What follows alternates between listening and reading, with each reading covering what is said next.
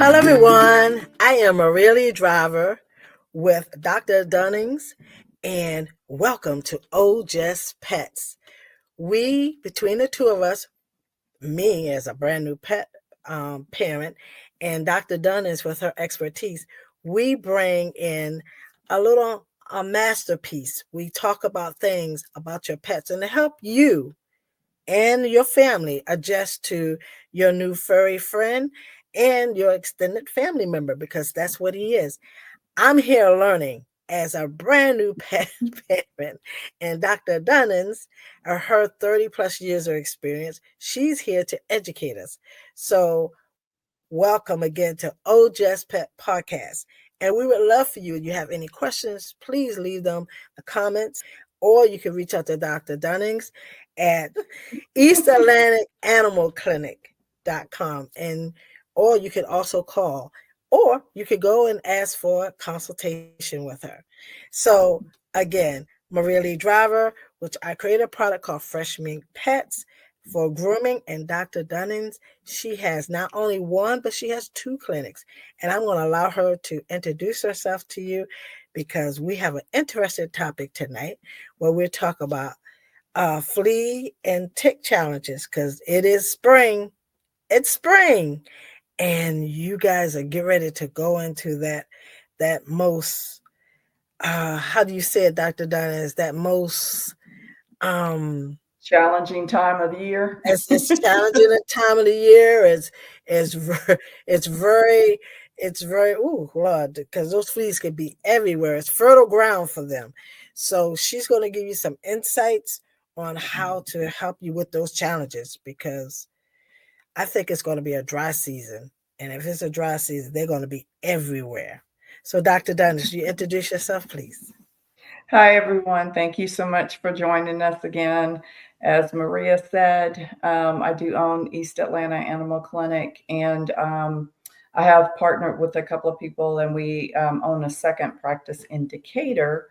Um, but to Maria's point, it is springtime, and with the flowers and the grass growing, there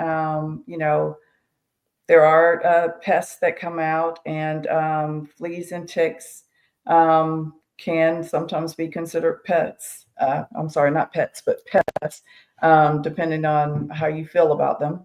So we were going to give you guys a little bit of information on how to identify if your pet's having a flea problem. And Maria, quite honestly, I feel like this is probably going to turn into another two-part episode because there's a lot of ground to cover.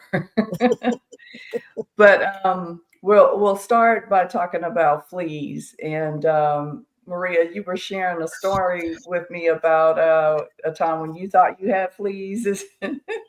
Is that Oh right? my goodness. Okay, so this is how the story goes. Um, I'm not a chemist, but you would think I am the way I be experimenting with things. And a lot of times my experiment turns out great. Well, this particular product that I wanted, I was looking for a leave-in conditioner. And I put some ingredients together and I started using my hair. And I always pick my dogs up. I have two dogs. It's Music and Score. Music is a Yorkie Pomeranian. He's all black. And Score, he's a purebred poodle, miniature poodle. So I'm always picking them up. And for some reason, after I would pick them up, within minutes, I felt itchy. My scalp felt itchy. And I said, oh my goodness, am I allergic to these dogs? So I said to my friend, I said, I think I'm allergic to these dogs. Every time I pick them up, I'm scratching my scalp. Like, what is going on? So, and it seemed like it never happened till I picked the dogs up. That this is psyche. It's been going on for months. Okay. Now, mind you, I've been doing my hair, experimenting with this product and just waiting to see, what's the best results. I'm putting it in. I'm seeing if it's turning out, how soft it is, the whole nine. So I decided I didn't like that. So I went back to the drawing board and I created something else. So I shampooed all that out, rinsed it out real good, and now I'm experimenting with something else. Well, I was telling Dr. Dunnings that because I was in the back of my mind, like, I'm gonna have to get rid of these dogs. Okay, these dogs is I can't have fleas in my scalp. Like, what? Wait a minute. I need to find out, is the fleas living in my scalp or what?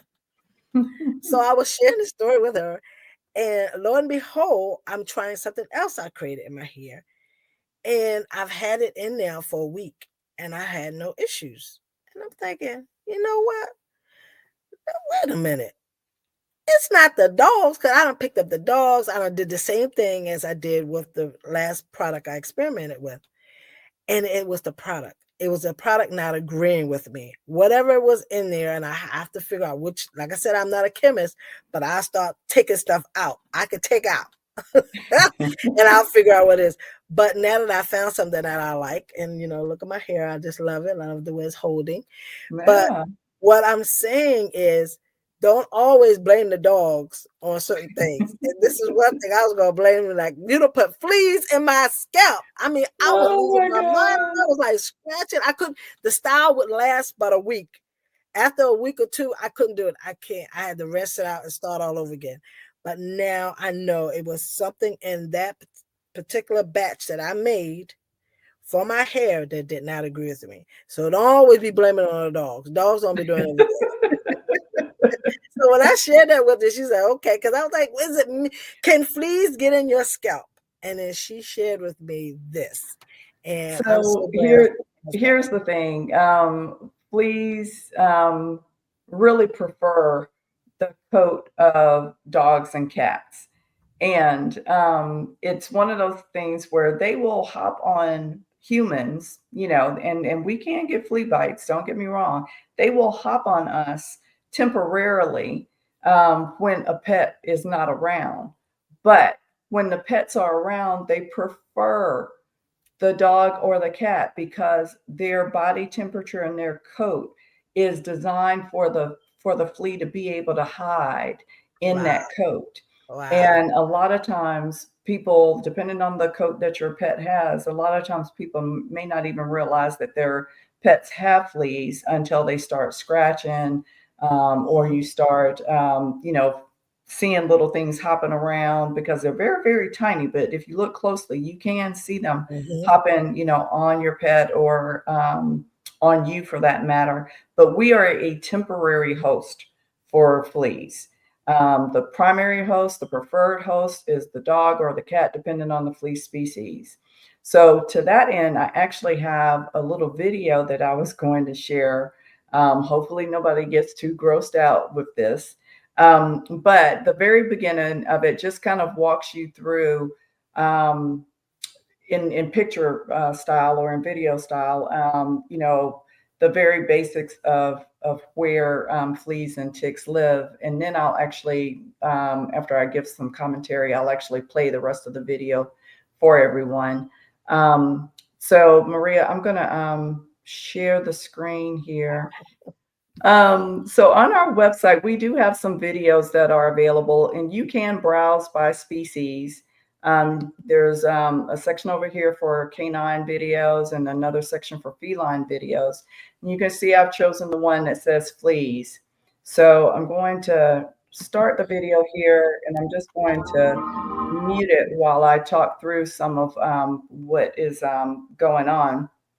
But fleas, you know, well, actually, here they are blood sucking parasites um, on very, very tiny pets, like your kittens and your puppies. If they are covered in fleas, it can actually cause them to be anemic. And in this picture here, it's actually showing the dog scratching. And when they actually examined the pet, they found that the pet actually had fleas on them. Now, one of the things that you can do is when you're running your hands through your pet's coat, especially around the back of the neck and towards the base of the tail area, if you part the hair all the way down towards the skin, you can see the fleas crawling around.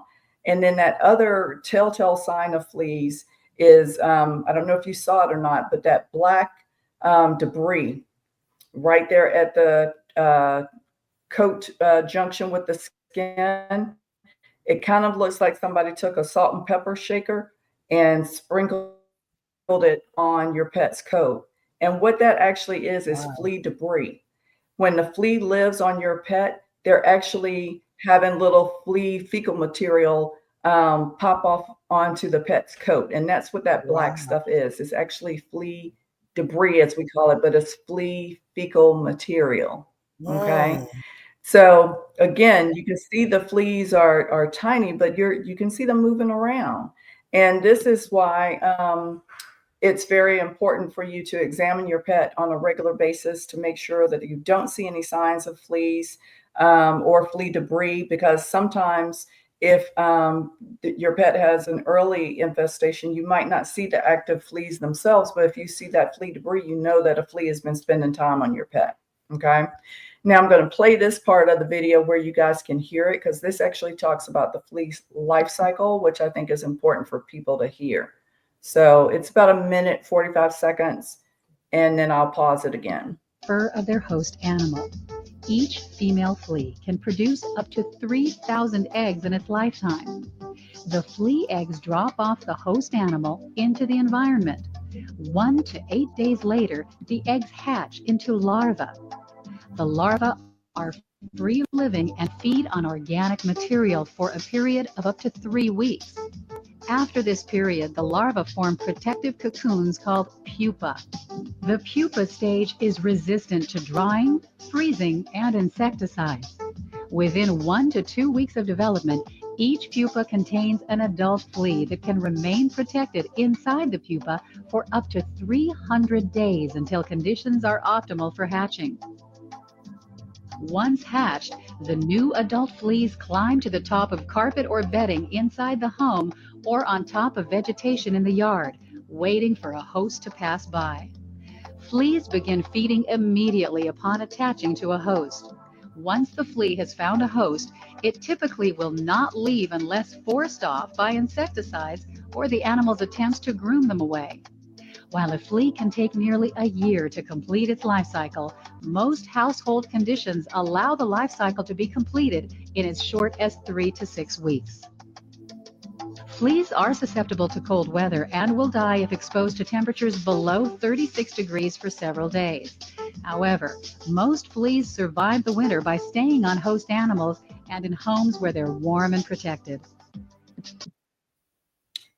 So Maria, hopefully that didn't gross too many people out, but you can see, like I said, that dark, those dark flakes of black on the pet's coat was actually the fecal material. And Yes, one of I the saw things it. Wow. I know, and fleas, because they're constantly feeding, they're also constantly pooping, for lack of a better word, which is where all that debris comes from. But like they were saying in the video, if you were to start to rinse that off, a lot of that black material will have a blood tinge to it, because where the flea has actually pooped, for lack of a better word, they've also taken a blood meal. And so a lot of that blood residue is still sitting there on the coat. Now, with that being said, you can get rid of the fleas that are on a pet's coat with a bath. Like, you can shampoo them, rinse them off really well, and get rid of all of the fleas and whatever that's on the pet at that particular point in time. However, what most Yes, that's people, what I was going to ask that question. If you uh, shampoo the pet, will the fleas go away? Does it have to be like we use? Well, I don't use, but Head and Shoulders. Like if you got dry scalp, do it have to be medicated for the flea, or could be any kind of shampoo? so here's the thing, that's a very good question.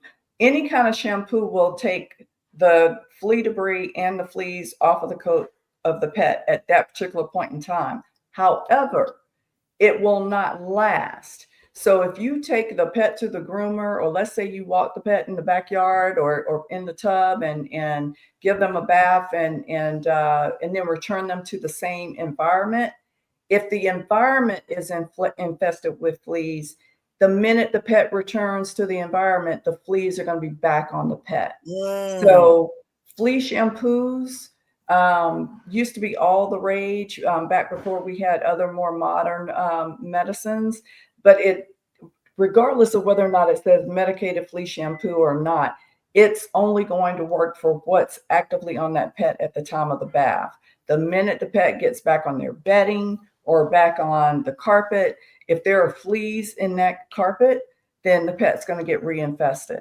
And so that's why we actually have better products now to help with these types of infestations. There are oral flea medications that are Mhm. available now, Yes. Simparica Trio, Credelio, Brevecto. All of those products now are orals that you can give the pet once a month. They're all in ones, as we call it, because they're taking care of fleas. Some of them take care of ticks, and then the other beneficial part is heartworms.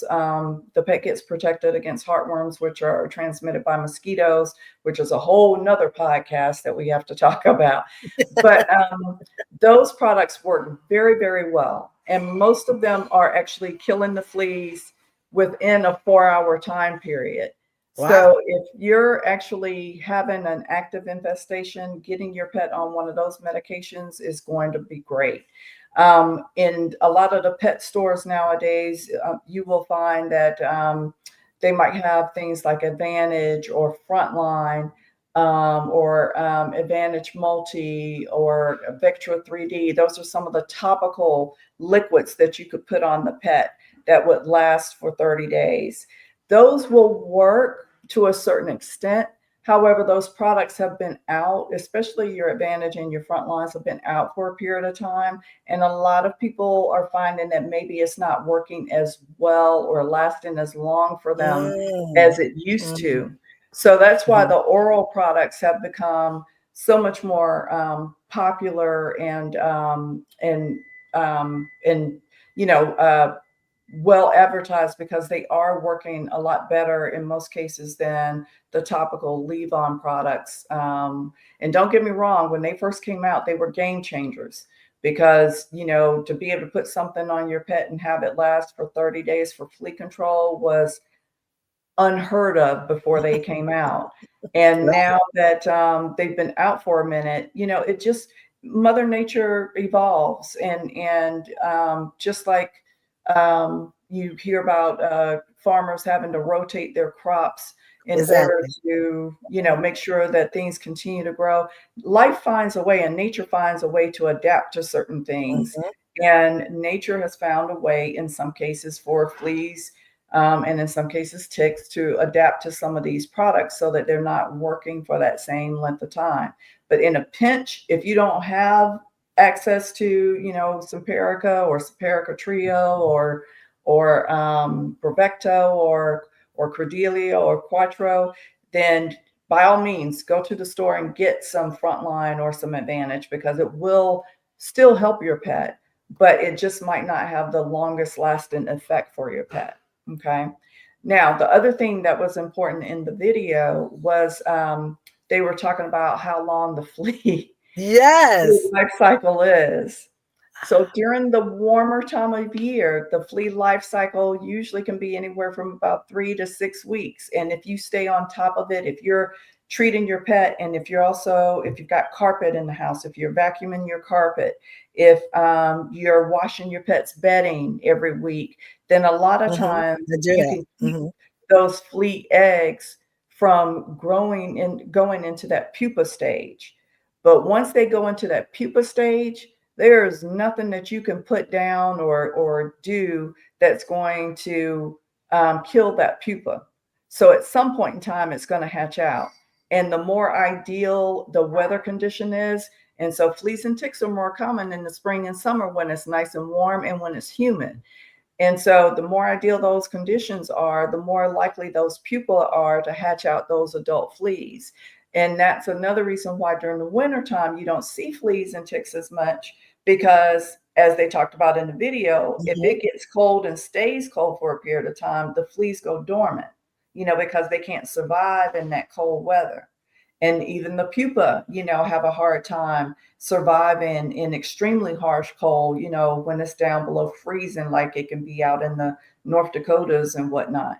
But Right. in Georgia, where it's 40, 50 degrees, sometimes 60 degrees in December, it's not uncommon for us to still have a problem with fleas well into the wintertime, which is why we recommend that a lot of pets stay on flea and tick control year round, because our climate can just be that unpredictable. And especially the further Right. south you Right. go, if you're living in Florida or, California, someplace where it's sunny and warm all the time, then guess what? You might have a flea or a tick issue all the time. So Mhm. all the more reason why you might need to do your treatments year round, and especially if you're combining your flea tick with, if it's an all-in-one that does heartworm prevention as well, you definitely want to make sure you stay on that year round, because mosquitoes are another one of those parasites that can, cause a lot of damage to your pet if you don't treat for it,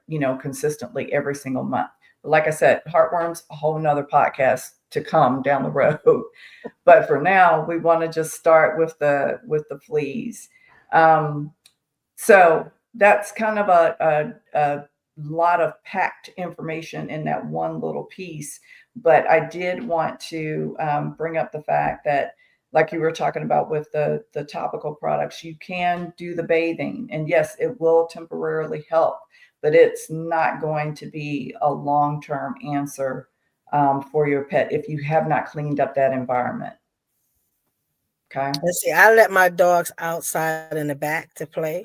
So, Mm-hmm. like you said, if I don't put something on them or, like you say, shampoo them, Mm-hmm. that probably would drive me crazy. Every now and then when I see them look like they're scratching, I say, "Oh, it's time to take a bath," or we make sure we have the medicine to give them. Usually the medicine is like you say, Mm-hmm. it really and truly works because with music and score, this just only makes sense because it could leave from music and jump on score. It could go Right. back and forth. So it's just only makes Exactly. sense. And I prefer the medicine. It's once a month. It's Mhm. easy. It's It's easy to give, right? And as busy as we are these days, we're most people are trying to simplify their life, not complicate yeah. it, because would you rather bathe your pet every other day because you have a serious flea problem, or give them a topical treatment or an oral medication once a month?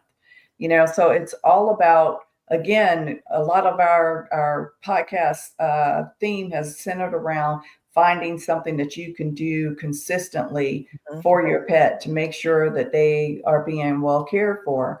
And the monthly flea tick heartworm medication is one of those things that, if done consistently, will be a huge benefit to your pet, and they'll make your life a lot easier as well. So we know when the dog have fleas. Mm-hmm. Now we touched on a little tiny bit, but I want you to let people know, when do we know as the human that you have fleas in your carpet or there's fleas in your house? How do humans Mm-hmm. know that you got a flea problem or you got fleas, period? So a lot of times when you have a flea situation in your household, you oftentimes are the barometer, because even though the flea prefers the dog or the cat, when you walk into any sort of infested area and they're living in the carpet, that motion, that activity of there being somebody walking through, draws them up to the surface, and they'll hop out on you. And Mm, so the first place that they typically land, if you're, standing up, walking around, is around your ankles, you know. wow. And so if you are laying down at night and you're like, why in the world do I have all these tiny little bites down here around my ankles or on the top of my feet? 9 times out of 10, it's because you got bit by a flea, a couple of fleas. And the bites are very, very, tiny. It's, even though they suck blood, they're not leaving like a blood trail on your skin or anything, Right. but Like a you'll be able mosquito. to, Hmm. yeah, but you'll be able to see and feel if you've been bitten by a flea. And they're not going to stay on you and run around like the video showed of the pet with the fleas running through the coat. It's not going to happen that way for humans because we don't have all that hair on our body, and they like to hide in the hair. So they're going to hop on you. They're going to get that temporary little meal, and then they're going to hop back off. So they're going to travel from the carpet sometimes to, the sofa with you. Or you might feel like you've got one or two, in the bed linen, if you've got carpet in the bedroom or whatever.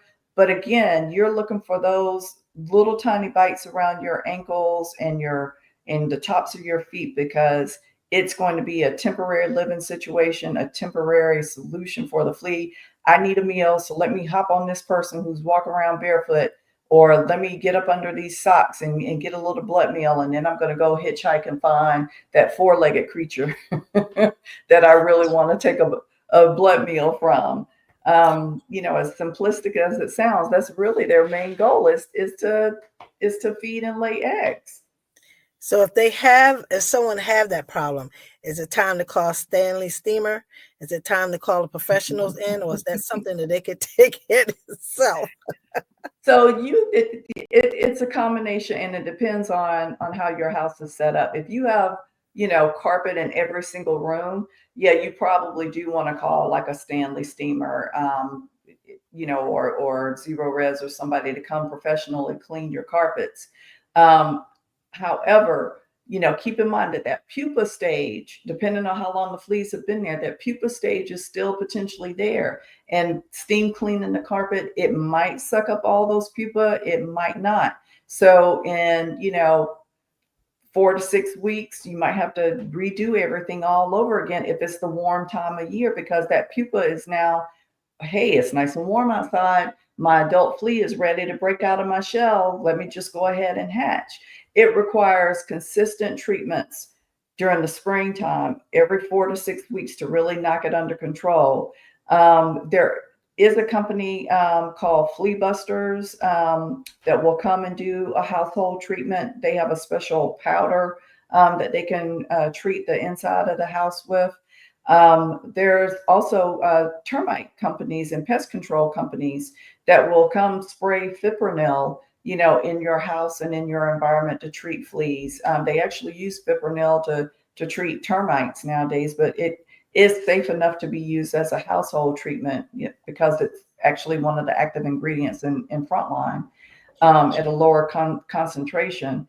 And then worst case scenario, if you need a quick fix, you can always go to Home Depot or Lowe's and get those little foggers, the little flea foggers that you can set off yourself in the house. Now, you do have to be mindful about following the directions and making sure that your air system is set appropriately. You have to make sure that the pets and kids are not in the house when you do that kind of treatment. But let's say you feel like you've got a problem and you're about to go on vacation and you don't have time for anyone to come treat the house. You could go to the store, grab a couple of those foggers, make sure you place one according to how it tells you to for the number of square feet in the house. And it will usually work. But again, you're probably going to have to retreat in another 4 to 6 weeks. Okay.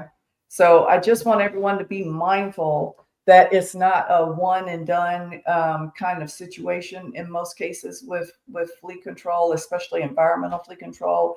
You've got to make sure you're washing your pet's bedding. If they've got several beds around, then guess what? You need to wash all of them at the same time. You can't wash one week and then the other one the next week, because all that's going to happen is you're still allowing the ones that are living in the other 2 beds to continue to hatch and lay eggs and whatnot. So everything has to be done simultaneously in order to really get it. I take off, my dogs have harness. So I take off the harness. I wash the harness and the bedding, all the blankets, anything, all at one time. Good. All at one time. And then I go in and I spray, because they're little dogs. And even though they get groomed on a regular basis, so far I've been blessed. I have not seen Mhm. any fleas, but I do see them scratch here and there. And after I give them Mhm. a bath, I don't see it. But I have not seen the flea, so I'm praying it's going to stay like that forever because I feel like Awesome. I'm doing the right thing. You But are, yeah. I just want to be able to share that with everyone because those cute little, beautiful little furry babies you have, they can have fleas and they Yes. can turn your house into a nightmare. It's just like bed bugs. You Mhm. don't want to start with no bed bugs. Trust me, you don't want to start with no fleas because I've heard horror stories with fleas, Absolutely. and I didn't have a pet at that time. So now that I have a pet, I'm real cautious because I do not. You think a roach is a problem? Flea can be a bigger problem because at least the roach isn't biting you. The flea will bite you. Okay, Yep. so that think about that. How about that? I mean, roaches is horrible, but fleas will actually bite you. So you dealing with a two. Oh, you don't want that. Trust and believe. You don't want that. And I thank God I Absolutely. don't have that problem. But I wanted people to hear your information about that because that's very important. You're right. We got to do a part two because we definitely got another podcast for Mhm. the next issue that you just embarked on. So Yeah. wow, wow, this is awesome as always. Seems like the time goes so fast when The we start time goes talking. fast because we have a lot to say, but we don't want Mhm. to give it to you guys so too much at one time. That's why we only do these for 30 minutes. So until the next time, we will see you back at Oh Just Pets podcast. And if you have any questions, like I said, Dr. Dunning's information for East Atlantic animalclinic.com. You can go to her website. You can call her. You can get a consultation. You can take your pet there like I do. Any update information, this is the expert you need to go to. And Oh Just Pets, you'll find our podcast. And like I said, I created Fresh Meat Pets. Nothing in there for the fleas, not yet. But I can make your pet smell good. And I have the shampoo and conditioner and a sage for hot spots. So you guys have a wonderful week. Until then, we'll see you on the next Oh Just Pet podcast. Bye, everyone. Bye bye.